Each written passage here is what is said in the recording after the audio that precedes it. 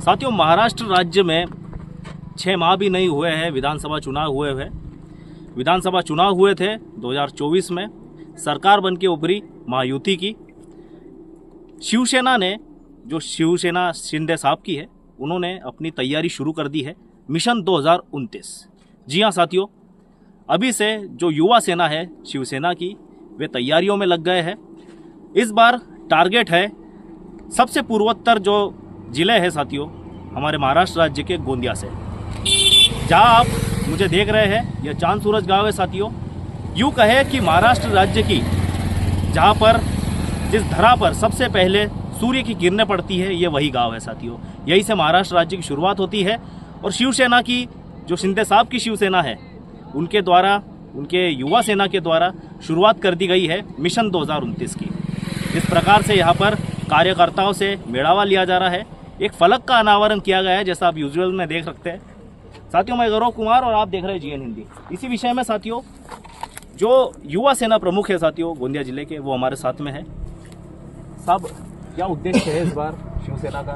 क्या मिशन 2029 की तैयारी शुरू कर दी आपने?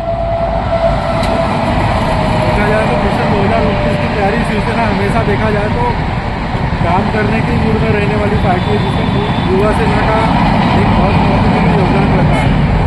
और युवा सेना अपने पूरे दम से पूरा काम करती है। और रही बात राजकारण की, तो शिवसेना मात्र 20% राजकारण करने में विश्वास रखती है और 80% समाजकरण करती है। तो उद्देश्य जो है वो सिर्फ चुनाव जीतना नहीं रहता, लोगों की सेवा करना भी शिवसेना का मुख्य उद्देश्य रहता है। और राजकारण में सिर्फ इसीलिए शिवसेना रहती है ताकि हिंदुत्व और लोगों की सेना और लोगों की सेवा करने का जो मौका है वो ये दोनों माध्यमों से पूरा होना चाहिए। इसलिए और होता ही है, बिना राजकारण के हम लोग समाजकरण नहीं कर सकते। सिर्फ इसलिए सेना राजकारण करती है। तो जो 80% समाजकरण और 20% राजकारण की जो भूमिका है, इसको और अच्छे से करने के लिए हमने मिशन 2029 की जो है आने वाले 16 संस्थाओं के जो चुनाव हैं, इनको भी देखते हुए, और अभी जो भरभरा के जो लोगों ने जो एकनाथ शिंदे साहब के नेतृत्व को जो समर्थन दिया, और लाड़की बहनों के लाड़के भाव जो थे हमारे शिंदे साहब, इनको लेकर के जो जनता ने महत्वपूर्ण प्रतिसाद दिया, आशीर्वाद दिया, उसी के इसमें जो विजय युवा सेना के विजय दौरा का कार्यक्रम रखा गया है। एक तरफ से हम इसको आभार यात्रा भी बोल सकते हैं। लोगों के आशीर्वाद, जो लोगों ने हमें आशीर्वाद दिया, उसका आभार व्यक्त करने के लिए ये दौरे का कार्यक्रम रखा गया। शिंदे साहब ने अभी कार्यक्रम हुआ था, कुछ हमारे माजी आमदार है वो दूसरी पार्टियों से टूटकर और इस बार शिवसेना उन्होंने ज्वाइन करी है। क्या लगता है इससे मजबूत होगा आपका जो विदर्भ का ये दौरा है? विदर्भ में आपकी सीटें बढ़ने का एक लक्ष्य है आपका? पूरी पार्टी प्रवेश जो माजी आमदार का प्रवेश हुआ तो यहाँ पर मजबूती आएगी, क्योंकि वो माजी आमदार रह चुके हैं। उनको ये विधानसभा की अच्छे से नॉलेज है, वो ये विधानसभा के लोगों को अच्छे से जानते हैं। उनकी वजह से हमारे पार्टी को भरपूर मदद होगी, और हमारे पार्टी की वजह से भी उनको भरपूर मदद होगी आगे के भविष्य में। क्योंकि हमारा संगठन जो है वो कार्यकर्ताओं का संगठन है, और कार्यकर्ता हमारे जो लड़ने भिड़ने वाले कार्यकर्ता हैं।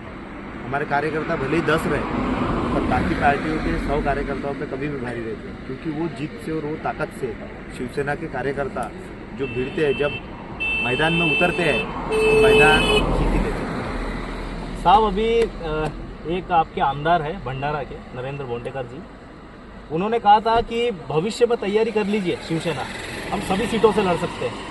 तो जो साथी पार्टी है साहब, जो महायुति के साथी संगठन है, उनमें एक डर सा पैदा हो गया कि यार शिवसेना कोई बड़ा खेल करने वाली है।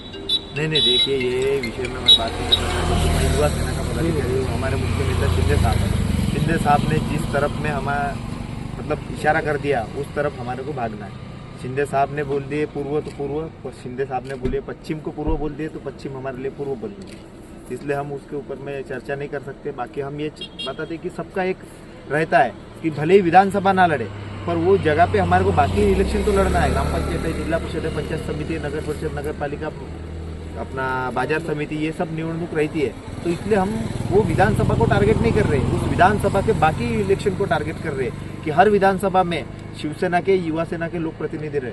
ये हमारा उनका उद्देश्य। साहब, शिंदे साहब ने भी कहा था कि हमें हल्के में मत लो, इसका क्या अर्थ है?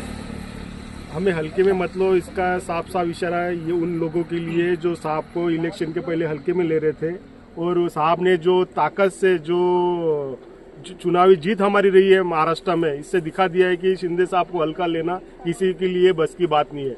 बाळा साहब और आनंद दिघे साहब के विचारों से जो शिवसेना उन्होंने पार्टी जो बनाई है उनको भलीभूत उन्होंने अपने ग्राउंड लेवल पर उतार के दिखाया है। और ऐसा नहीं कि सिर्फ आमदार खासदार बन रहे हैं, सामान्य शिवसैनिकों को भी वो ताकत दे रहे हैं। जो पहले सिर्फ उनको केसेस लगते थे और कुछ दिनों के बाद उनका पता भी नहीं रहता था, वो मुंबई तक पहुंच नहीं पाते थे, अपने नेता को मिल नहीं पाते थे। आज शिंदे साहब की सरकार में शिंदे साहब सुबह 4 बजे तक लोगों को मिलते हैं, पार्टी के सामान्य कार्यकर्ता को टाइम देते हुए उनके काम करते हैं। ये शिवसेना जो है, जो बाला साहब और आनंद दिघे साहब को प्रेरित थी, वो शिवसेना आज शिंदे साहब ने बना के दिखाई। साथियों, निश्चित तौर से जिस प्रकार से उत्साह दिखाया जा रहा है युवा सेना के जो कार्यकर्ता है शिवसेना शिंदे गढ़ के, इनके द्वारा एक शुरुआत भी कर दी गई है। जैसा कि आप मेरे पीछे बैकग्राउंड में देख सकते हैं, आपने विजुअल्स में भी देखा था कि सबसे पूर्वोत्तर जिला जो हमारा गोंदिया जिला है और उसका भी सबसे पूर्वोत्तर, महाराष्ट्र का सबसे पूर्वोत्तर, और जहाँ पर सूर्य की सबसे पहली किरण पड़ती है चांद सूरज गाँव, वहाँ पर फलक का अनावरण किया गया है आज। और यह कहा जा सकता है कि यह मिशन 2029 की तैयारी है, क्योंकि जो भी युवा सेना के जो पदाधिकारी थे, विदर्भ के पदाधिकारी है, नागपुर से आए थे, यहाँ पर उन्होंने 5 तहसीलों का दौरा किया साथियों, गोंदिया विधानसभा के 5 तहसीलों का। और जहाँ तक है कि सारे युवाओं को साधने की पूरा प्रयास किया है।